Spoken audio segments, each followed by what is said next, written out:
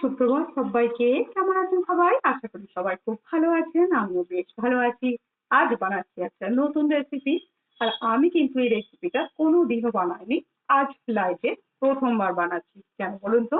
এত ইউটিউব আর ফেসবুকে এই রেসিপিটা এত ফেমাস হয়ে গেছে যে আমিও আর থাকতে পারলাম না। তাই খাসির মাংস দিয়ে আজকে গাছ মাংস রান্না হচ্ছে। বুঝতেই পেরেছেন এঁচোড়ের কথা বলছি।